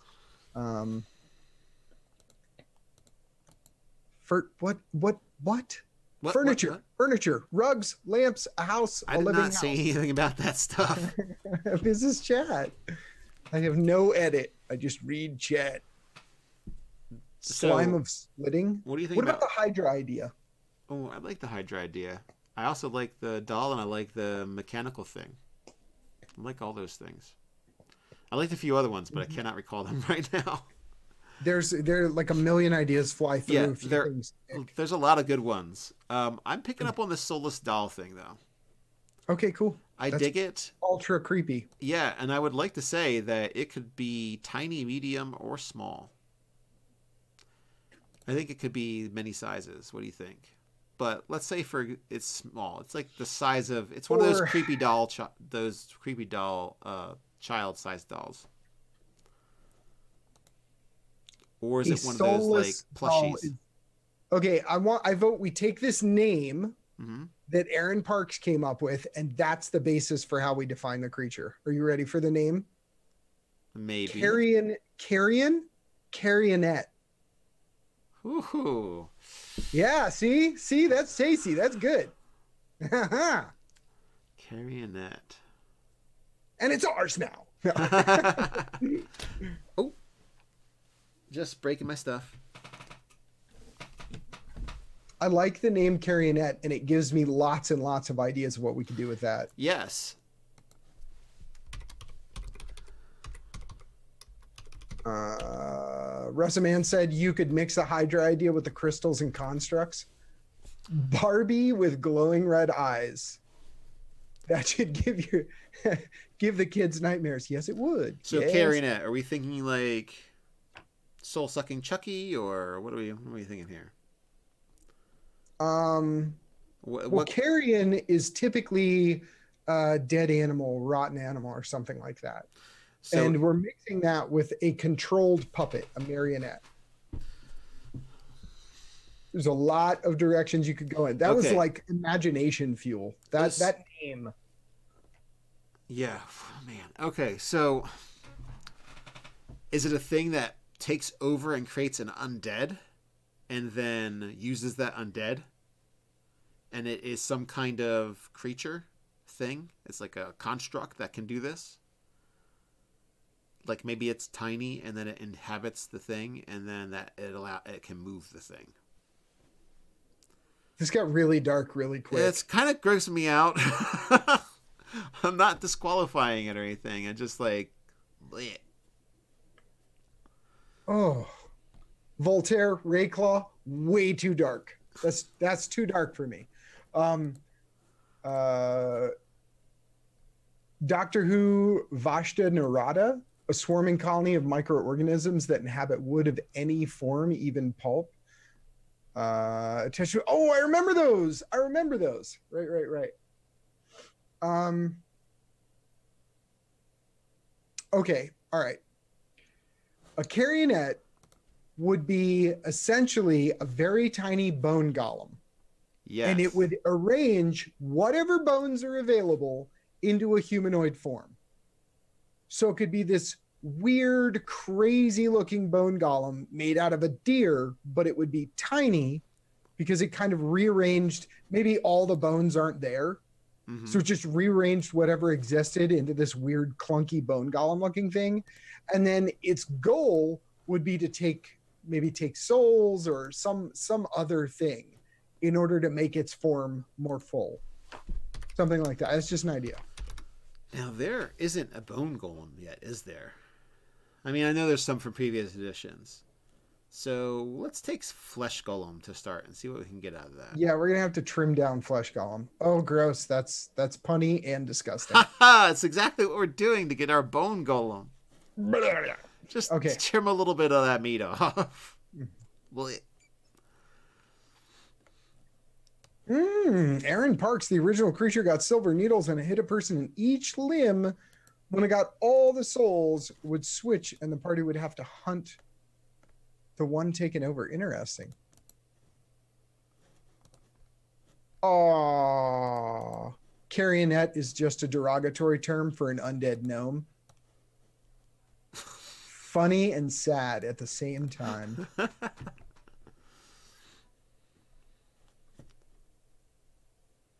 right, we're gonna get rid of Berserk and all that stuff, because that's completely like Frankenstein's monster stuff.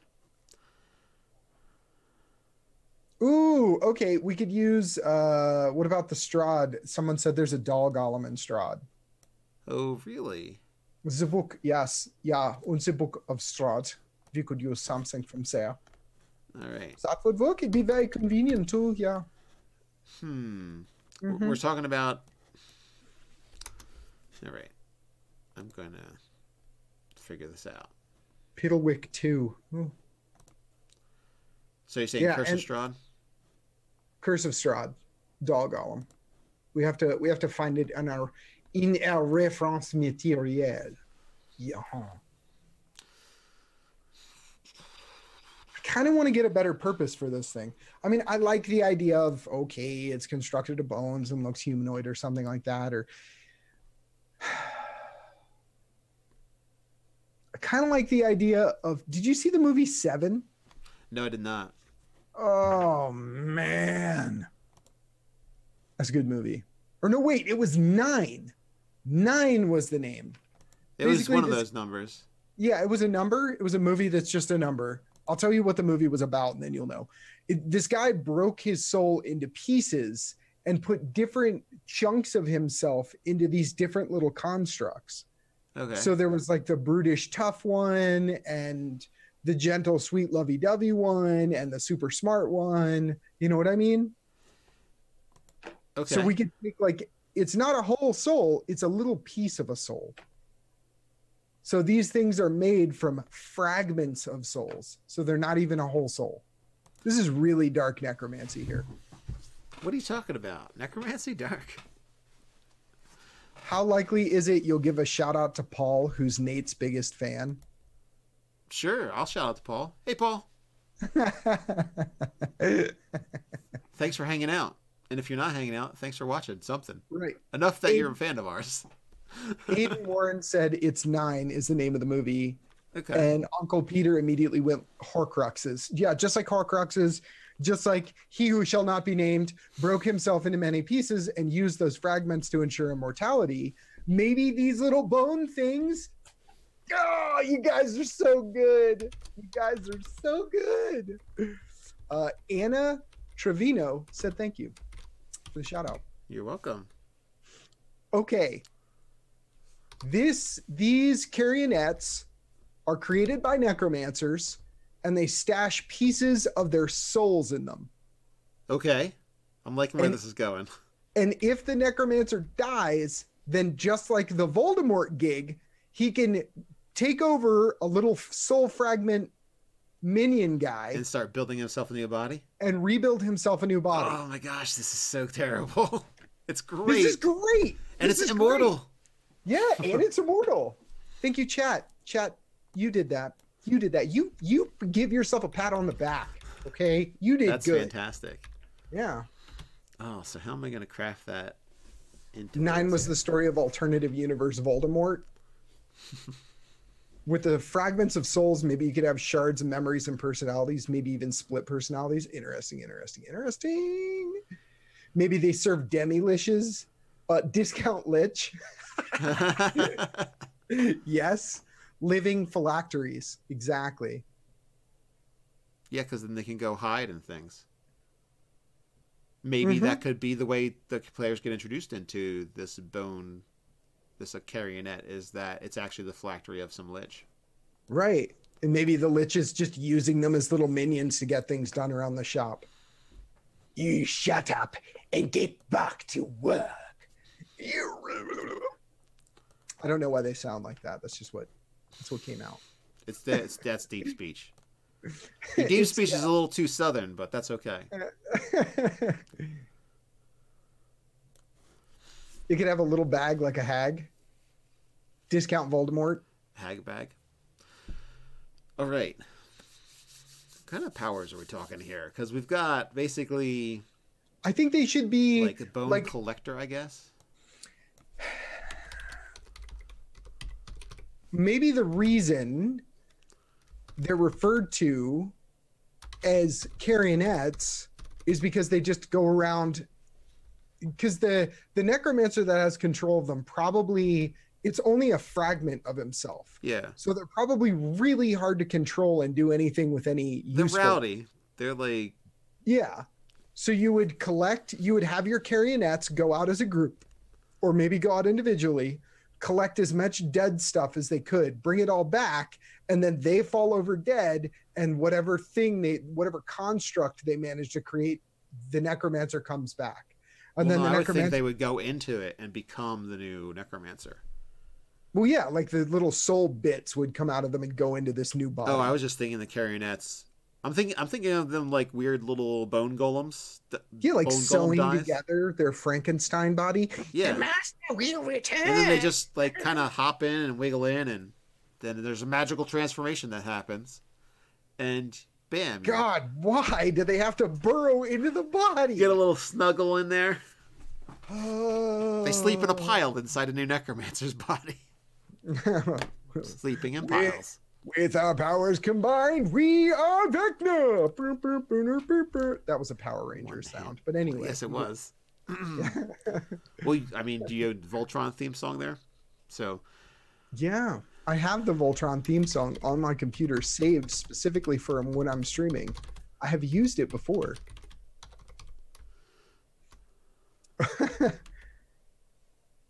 They don't burrow. Russet Man wants to make it even more disturbing.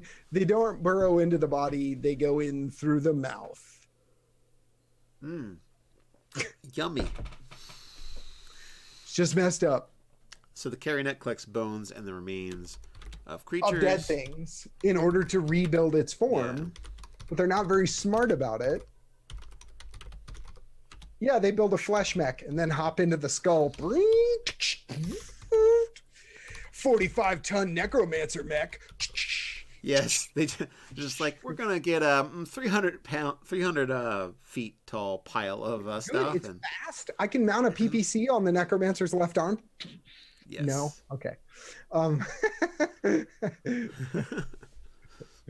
man, it's been so long since I played MechWarrior. I miss it. MechWarrior. The carrionette collects bones and the remains of creatures in order to rebuild the deceased necromancer. Yes, once it has enough, bam, necromancer's born. Oh, here we go. Aaron Parks is you getting what I'm putting down. I was going for Captain Planet, and then I couldn't remember the Captain Planet music. I'm not even sure there was good music for Captain Planet, so I went with Power Rangers instead. Yeah, my bad. Yeah, Aaron there's Parks, a theme song, but I'm not singing it, so I couldn't remember it. They could be contingent form of animate dead, find a body, transfer life into it, and fall over just for flavor the undead. They create laughs like a chicken. I wish the end of that statement, but it was.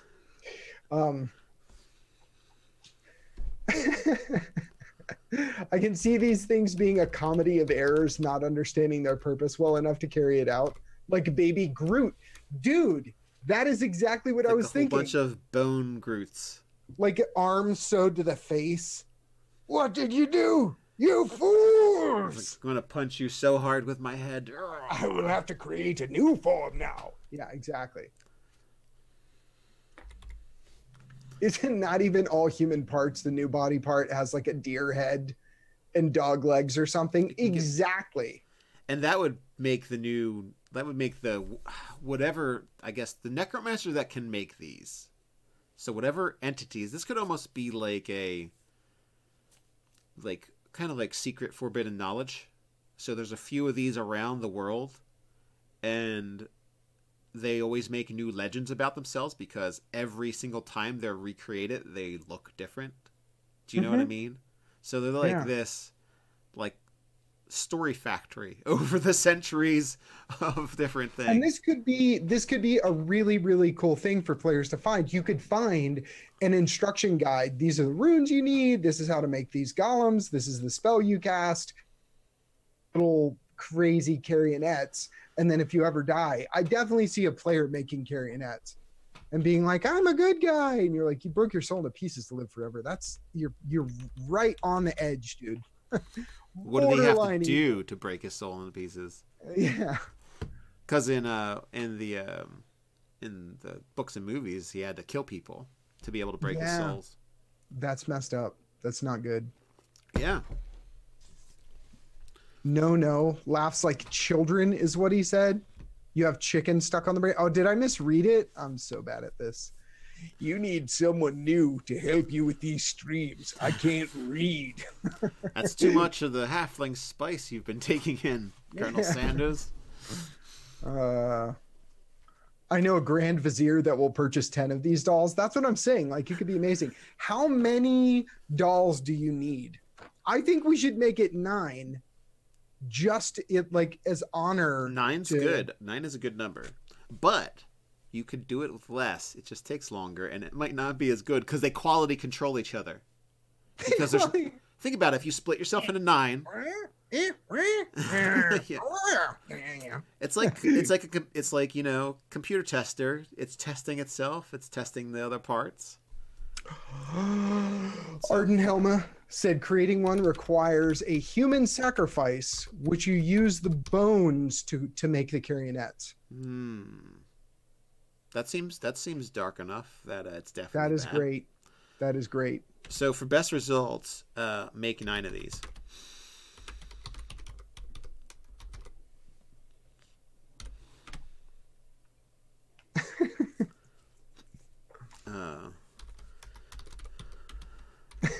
Aaron Parks. Speaking of children, I taught my one-year-old son to roll dice. Next reading, then I'll have a next-gen D&D buddy. In literature, 9 is one of the most evil numbers. Absolutely. Well, it's like the magic number. It's 3 3s. So that's pretty spiffy. Old Grumpy said, man, you guys have some dark sides. It's D&D monsters. I blame the chat. Yeah, and we did kind of go with chat I don't here. make anything evil ever without It chat's evolved. influence. It evolved on its own. You, please. Right. He was conducting evil experiments on the dead, trying to raise them with fungal spores, but that's not evil. It was nature. Yeah, Inhabiting nature inhabits all things when they die. I would be evil to not let nature take its course. Arden said we blame your cleric. Oh, my cleric's a bad influence on everybody. So Nate's much for cleric lawful good. pioneered the carrionette spell. Oh my gosh, that would be horrible. Oh no, my character is not going to have. He's going to go kill a demon lord. He is right, and he is just, and he is good. Yeah, I'm totally lawful good as he's stabbing someone to pry bones out.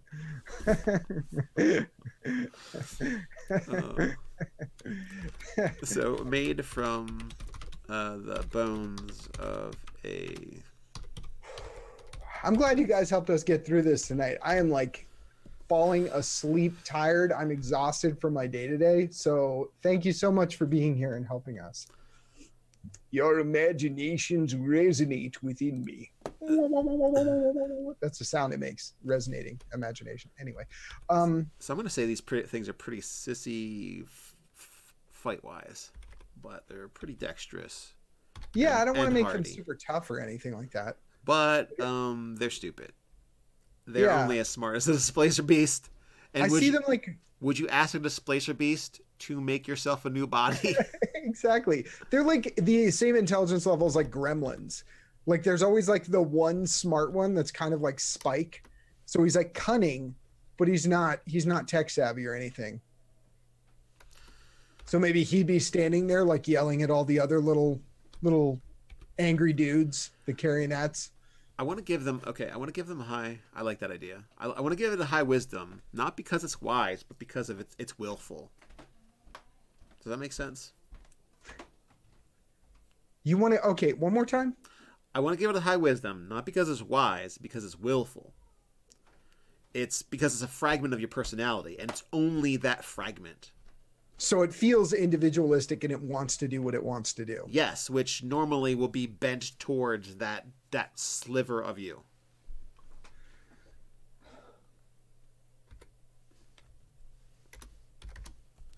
I like this idea. I like the idea because I see the necromancer like trying to boss them around and get them to do things in his laboratory, and they're just like not listening to him or running off doing their own thing. You know what I mean? I also like this creature because this can be a like 3rd through 10th level adventure if you think about it, because you've got, or even earlier than that, you think it's ghouls taking people from grave sites, but it's not. Yeah. It's this bone thing.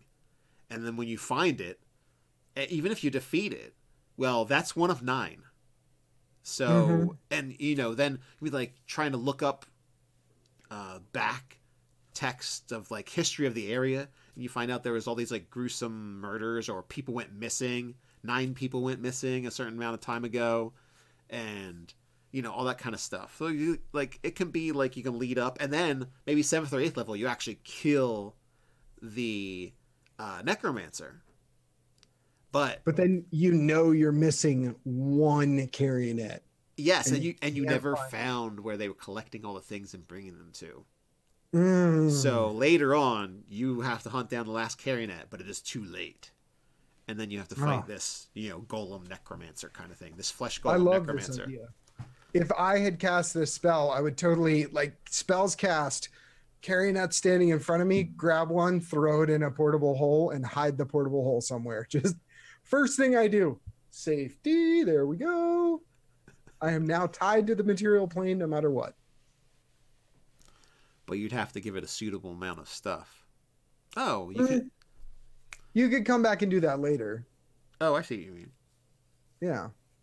I mean, you can use up all the oxygen in a portable hole, right? Because it's a pocket. And the carrionette's not going to breathe. Right, and the carrionette doesn't breathe. That's right. So at some point, you just go back to your portable hole, throw in somebody you don't like, close it back up.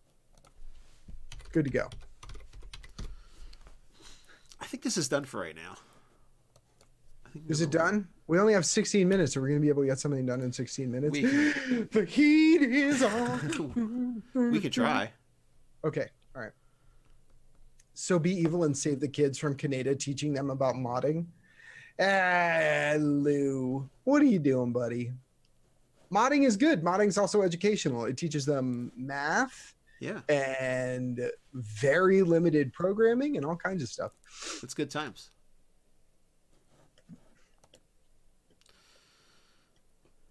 I really like this.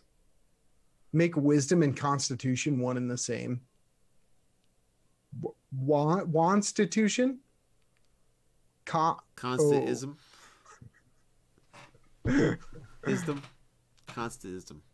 Yeah, don't combine those two words. Don't combine constitution and wisdom. It ends poorly.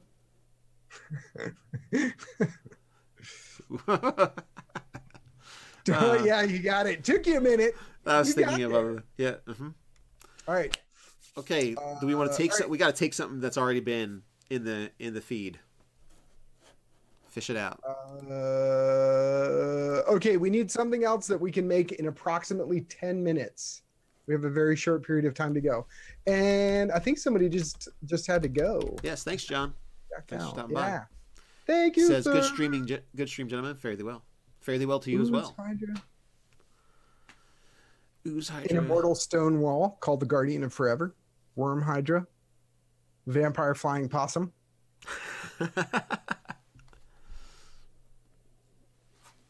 An evil fly done in 16 minutes. What was the name of the fly? Loki. Was it Loki turned into a horsefly and bit Hephaestus when he was making Thor's hammer? So that's why it has a short handle. Was that what it was? Pretty sure I always was wondering about that. He's like, this is perfect handle for throwing. And Loki was like, curse you. A large stone wall that just sits in the middle of furled a jello hydra. Every time you kill it, it changes flavor. So I think cool spaceship. I don't recall. I'm just going to stick this quote back in this one while I'm at it. Okay. Yeah, the quote, right. Yeah. That was a good quote. Yeah. I think it was from Cool Spaceship. I'm not 100% sure. One of the things that I really want to come up with at some point, and we're not going to have time for this tonight, is I want to do like Rats of Nim themed, and I want to do a monster mash and a world building session so we can make the Rats of Nim characters and do the world building session and build a city for them. I think that'd be really cool. I like that. And then somebody could be like, what are you? What are you playing? I'm a sentient mouse. Most of my stats are ones. But it's a good role-playing extra opportunity. Crushing damage from brooms. Damage vulnerability, broom attacks. And mouse traps. What about a utility creature, right? We just had someone say that just the Jello. happens to live forever? What? Oh, right. Don't you remember how to stream this one? What about some form of creature that has a negative impact on you, but makes you functionally immortal? Okay. So symbiotic relationship. So like it changes your metabolism, you become immortal, but you have, stinky feet for the rest of eternity. No. Like it gives you regeneration, but you lose 4 points of constitution because it's eating all of the nutrients out of your bloodstream kind of thing. So you become weaker, but you're weaker. You have regeneration. But you're never going to die. You are functionally immortal. As long as you get meals and breathe and nobody stabs you, you'll live forever. You stop aging. Okay. So we're talking like this is more of like a template. Reaver said symbiote. Absolutely. We should design a bunch of symbiotes. Man, that sounds like fun. Well, I had something called it's for my Virium campaign where everything was born of chaos, or Vir, the god of order, and there was this Dragonland thing, and it was basically a symbiote that inhabited different creatures, but it happened to really like inhabiting very tough winged beasts, giant lizards, and that's where the dragons come from in that one. But they didn't weaken your constitution; they just made you better. What a thinking cap, a psionic creature that looks like a hat but gives you psionic powers at the cost of slow drain to intelligence. Your capacity, your intelligence capacity is taken up with other things. Superpowers for a day. James says he said there were 2 or 3 in Eberron. The symbiote armor gave you a bunch of DR and I think regen. I would want to do literally 20 or 30 symbiotes, a good volume of them, so you had a ton to choose from, and every single one would give you unique ability. All of them would probably work off the same system. Like, okay, in Shadowrun, they had a really cool system where you basically had a certain number of points that you could allocate towards cybernetics. And then once you reached that point, you were more metal than man, and you just couldn't get more cybernetics. They also had biological implants, and that was another set of points, but that's not the point. Okay. What was it?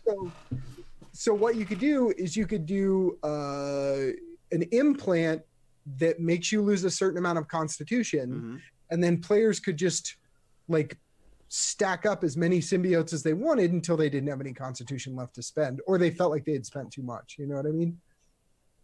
Okay. Constitution is important. It affects your hit point total. Yes, it makes you bad. It saves against things like poison. I mean, you could literally have it balanced out where players would be purchasing things to make up for their constitution deficit. Like, I'm going to get another one, lower my constitution 2 more points, but now I have a bonus against poison. You know what I mean? Like, well, I like that idea. So that would be like a symbiote thing. Would that be an item or a race? Well, I would think we'd make a generic symbiote, so we had stats to go off of for the creature, and then we design this, what it does. Right, what it does in all these different versions. All right, I think this is going to just have to be a generic little list. Yeah, a generic creature to be added to at some later date. So we'll start off. Can we say it's an aberration? Yeah, I'm gonna go with yes on that. Yeah, there you go. Exactly. Arden Helma, make it like a feat, but you could do more with it. You could do stat bonuses, some crazy critter to the side of your head that gave you skill bonuses in some way. Different kinds of cloaker in earlier editions that were kind of symbiotic. Example, a resplendent cloaker gave regeneration at the cost of permanent loss of a hit point. Exactly. That's exactly the kind of thinking. Yeah. Oh, Uncle Peter, have a good night. Thank you for hanging out. I appreciate it. Symbiote enhancer. Exactly. Yeah, exactly, Jan. That's exactly what I'm talking about. The symbiote would lower some core attribute, and it needs to be a consistent thing throughout purchases. That way you can't have someone, well, I bought 2 dexterity ones, I bought 3 constitution ones and 2 strength ones, and I still have okay stats. It needs to just be one stat so that it creates an artificial limit. Well, you can't have more than that. It's not an artificial limit, it's a pretty hard limit, because if you have a 0 constitution, you're dead, right? Well, yeah, but you get stat bonuses later on, so you could be like, well, I had a 10, but now I have a 16, and I'm going to get more implants. You know what I mean? I see what you mean. Yeah. So a strange critter that augments your body at the cost of your overall health and fitness. Yeah. I think a base creature is going to be pretty cis by itself, right? It's going to be like... Mount them on your spine. I think you'd put them everywhere on your body. And there have, just in case anyone thinks I'm trying to pawn this off as an original idea, there are tons of games that have already done this. There's just nothing for it in 5e, so that's why I would want to do it. Like, so done it exactly like highly intelligent creatures? No. No, this is like house cat intelligence. Oh, all right. Like super simple creatures created through a combination of alchemy and magic for this express purpose. Very, very Eberron. We keep these in tanks like the face huggers in the Alien movies. You know what I mean? Like, got it. Like you go into the shop and the guy's in there. Welcome to my wonders. What can I get for you? And things are like twitching in the tanks trying to attach to you. Yeah. Yeah, I'd say that's pretty creeptastic. Oh, I feel so much better. But not so much. I get colds way easier than I used to. Ever since my regenerative Spawn of the Devil thing in my side. Ooh, a beholder symbiote that turns your head into something like a gazer. This guy with a cloak just pulls his cloak back, and all these eyes on stalks come out. Oh yeah, we need an artist pronto, please.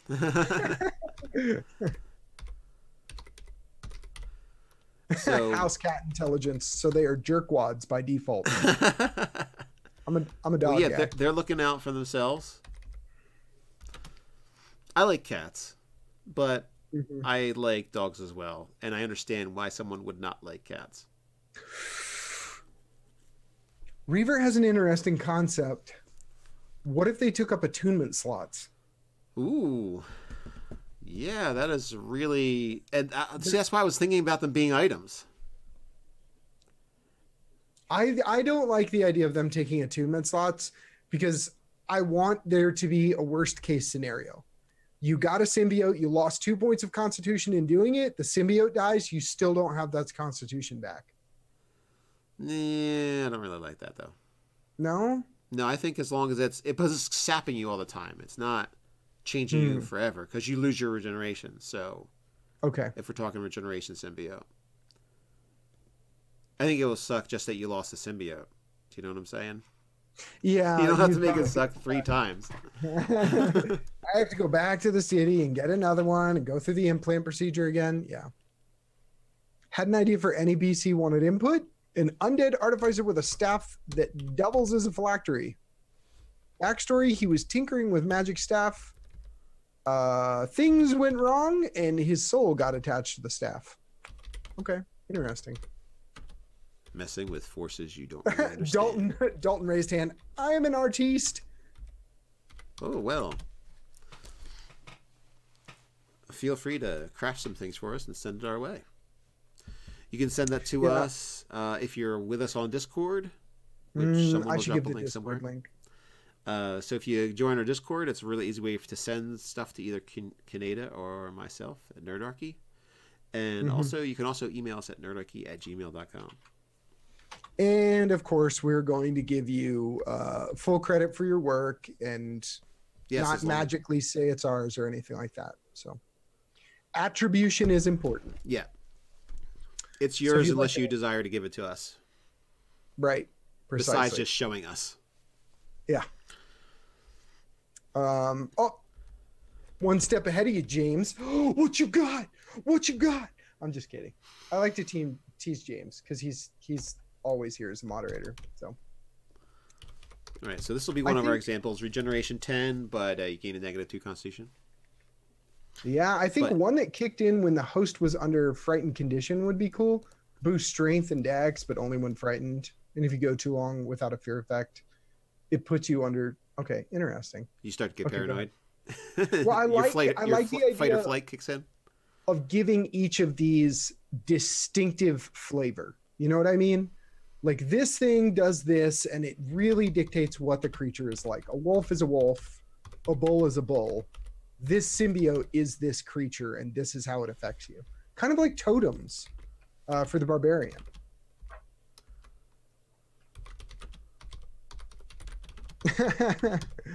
Gluco said, right, what was the concept again? Something to do with head eye stalks or something?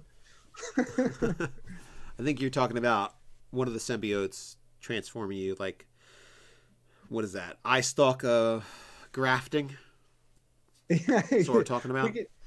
We could do any number of things. As long as we get a good base down, then we could start to create more interesting effects off that. This will be fun. This will be fun. Symbiotes are fun, boys and girls. Symbiotes are fun. And players are usually willing to swap out some constitution for something until they get punched in combat and they're like, I rip the symbiote off right now. I rip it off. Ooh. See, and I love ideas like this. These twists and turns, Aaron Parks, are great ideas. It gives regeneration, but if you get healed with magic, it acts as a cause wounds instead. Well, see what I'm saying? Like that would be a nice, and that's what I would make you think you could do attunement slots instead. If you had these, like basically you have regeneration, but if you were be healed, it hurts you in some way. I don't know.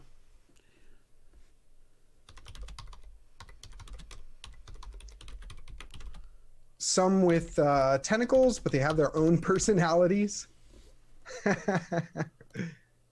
Oh, what in the heck? 3 times a day, gain the effect of a shield spell. The drawback is the symbiote gets to choose when it hardens or gives you the shield spell.